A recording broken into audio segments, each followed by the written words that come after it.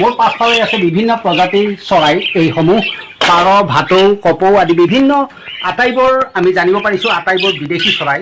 আচলতে কি ধৰণেৰে তেওঁৰ মনলৈ আহিলে এগৰাকী শিক্ষিত উদ্যমী যুৱক ৰাকেশ বৰ্মন। পোনে পোনে আমি তেখেতৰ পৰিচয় ল'ম, তেখেতৰ পৰা জানিম আচলতে কেনেধৰণেৰে তেওঁৰ এই ব্যৱসায়লৈ মন মেলিলে। আমি ৰাকেশ বৰ্মনৰ সৈতে চিনাকি হ'ম। প্ৰথমে আপোনাৰ পৰিচয়টো নিজাকে দিব। হয়, মোৰ নাম শ্ৰী ৰাকেশ বৰ্মন, ঘৰ নিচলামাৰী। বৰ্তমান মোৰ ইয়াতে 5টা প্ৰজাতিৰ চৰাই আছে আৰু 25টা প্ৰজাতিৰ পাৰ চৰাই আছে।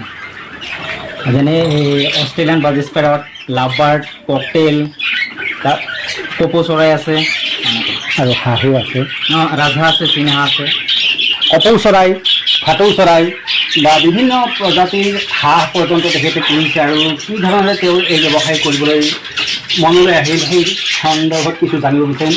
কিমান দিনৰ পৰা এই ব্যৱসায়ৰ সৈতে এইটো আমি 2020ৰ পৰা ষ্টাৰ্ট কৰিছোঁ। কেনেকৈ আপোনাৰ এই ধৰণে মনলৈ এইটো ইউটিউব চাই মানে ইউটিউবৰ পৰা আহে মোৰ হেৰিটো আহিল আৰু আমি ইউটিউবত চাই মানে ভাল লাগিল। তাৰপৰা গুৱাহাটীৰ পৰা 5যোৰ আনিলোঁ ফাৰ্ষ্ট, তাৰ পৰাই ষ্টাৰ্ট হৈছে আৰু 5যোৰ কি আনিছিল? 5যোৰ তাৰ পৰাই মানে লাহে লাহে বহুত বাঢ়ি গ'ল। চেল কৰিলোঁ, তাৰপিছত মানে চেল কৰি অলপ আনাত বৰ্তমান মানে বহুত হৈ আছে আৰু। কিমান বিধ চৰাই আছে আপোনাৰ তাত? বৰ্তমান চৰাইৰ ভিতৰত 5 বিধ চৰাই আছে আৰু পাৰ চৰাইৰ ভিতৰত 25 বিধ মানে পাৰ চৰাই আছে। 25টা প্ৰজাতিৰ পাৰ চৰাই আছে। কিমান দামলৈ বিক্ৰী হয় এযোৰ? মোটামুটি পাৰ চৰাই 2000ৰ পৰা ষ্টাৰ্ট হয়, একদম হায়েষ্ট 12000, মানে একযোৰ দাম 12000লৈকে আছে বৰ্তমান। এইসমূহ বিক্ৰী কৰিব যাব লাগে নেকি? নাই, এইটো মোৰ এটা সৰু সুৰা ইউটিউব চেনেল আছে, তাৰ পৰা চাই আৰু বহুত ইউটিউব চেনেলৰ পৰা আহে মানে সেনেকৈ আৰু মানে জনা। কি নাম আপোনাৰ ইউটিউব চেনেলটো? আৰবি ফাৰ্মিং। আৰবি ফাৰ্মিং।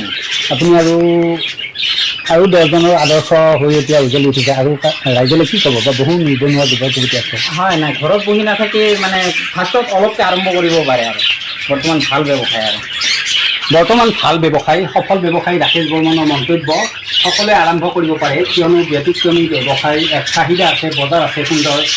আমি কিছু আৰু যদি দৃশ্যাংশ দেখুৱাবলৈ সক্ষম হয়, এই ধৰণে বিভিন্ন খাদ্য সম্ভাৰ যুগুতাই ৰখা হৈছে। তুলসীৰ পাত এইসমূহ খুৱাবলৈ ব্যৱহাৰ কৰা হয়। প্ৰতিদিনে এইসমূহ চৰাই কেনেধৰণে দিয়া হয়। এতিয়া সন্ধিয়া নামিছে, আন্ধাৰ হোৱা সূত্ৰে চৰাইবোৰ খাবলৈ আৰু ভিতৰৰ চেম্বাৰলৈ যোৱাৰ চেষ্টা কৰিম। ভিতৰলৈ আছে বিভিন্ন প্ৰজাতিৰ পাৰ চৰাই। যদি ৰাকেশ বৰ্মনে আমাক বাট দেখুৱাই গৈ আছে, এই ধৰণে আমি গৈ আছোঁ। এয়া মন্দিৰা নিচিলামাৰীৰ ৰাকেশ বৰ্মনৰ বাৰ্ড ফাৰ্মিং। তেখেতৰ এটা ইউটিউব চেনেল থকা বুলিও আমি জানিব পাৰিছোঁ। আমি পাৰ চৰাই সন্দৰ্ভত তেখেতৰ পৰা জানিব পাৰিলোঁ। 2000ৰ পৰা 12000 টকালৈকে এযোৰ পাৰ চৰাইৰ দাম। বিভিন্ন ঠাইত এইসমূহৰ সমাদৰ আছে। ৰাকেশ বৰ্মনৰ পৰা আৰু কিছু জানিব বিচাৰিম, কি ধৰণৰ এই পাৰ চৰাইসমূহৰ ক'ৰ পৰা কেনেকৈ তেওঁ আমি দেখুৱাই আছে তেখেতে। এইজনৰ নাম কি?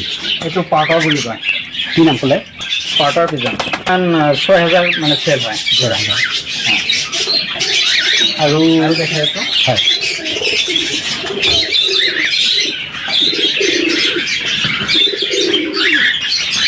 এইটো হ'ল 13। এইটো মোটামুটি 2000ৰ পৰা চেল হয় ষ্টাৰ্ট। 2500লৈকে যায় এইটো যোৰা। মানে এইটো বয়স লৈ কথা। চাহিদা কেনে? চাহিদাটো মোৰ অৰ্ডাৰ আগতে আহি থাকে বৰ্তমান। মানে প্ৰডাকশ্যন যিমান আছে তাতকৈ বেছি মানে কাষ্টমাৰে বৰ্তমান। আমি যেতিয়া প্ৰথম তেওঁক ৰাকেশ বৰ্মনৰ ঘৰত তেখেতে প্ৰচাৰৰ ক্ষেত্ৰত কিছু অনিশ্চিত হৈছিল। কাৰণ কিয় এইসমূহ প্ৰচাৰ কৰিলে তেখেতৰ হেনো কাষ্টমাৰ বাঢ়ে আৰু কাষ্টমাৰৰ ঘৰত তেখেতে প্ৰচাৰ কৰিব নোখোজে। কি ক'ব এইটো? মানে কি বৰ্তমান মানে যিমান আমাৰ হৈ আছে তাতকৈ বেছি মানে ফোন আহি থাকে ইউটিউবৰ পৰা মানে চাই কিনে। আৰু এইটো আছে, এইটো কেপচিনো বুলি কয়। এইটো মোটামুটি 2500ৰ পৰা ষ্টাৰ্ট যোৰা। 2500ৰ পৰা? 2500ৰ পৰা 4000লৈকে যায় এইটো। মানে এইটো বয়সৰ ওপৰত ডিপেণ্ড কৰে। বেমাৰ আজাৰটো হয়ে, কিন্তু হ'লেও মানে কম আৰু বহুত। লোকেল পাৰতকৈ বেমাৰ বহুত কম আছে। আৰু বাকী ভাটৌবোৰ? ভাটৌবোৰতো বেমাৰ নাই বুলি ক'ব পাৰি, খুব কম বেমাৰ। আপোনাক চিনি পায়? চিনি পাইছে, আটাইখিনি চৰাই চিনি পায়? মাতিলে আহেনে? মাতিলে একদম দিনততো একদম হাতত আহি যায়। এতিয়া মাতিলে আহিব? এতিয়া আহিব মানে চাউণ্ড কৰিব, কিন্তু হাতত নাহে। ৰাতি হৈছে নাতে এতিয়া চাউণ্ড কৰিলে মানে তাহোনো চাউণ্ড কৰিব। এই যদি ব্যৱসায় কৰিবলৈ কোনোবা ইচ্ছুক হয়, তেওঁলোকলে কি ক'ব? কেনেকৈ যোগাযোগ কৰিব বা?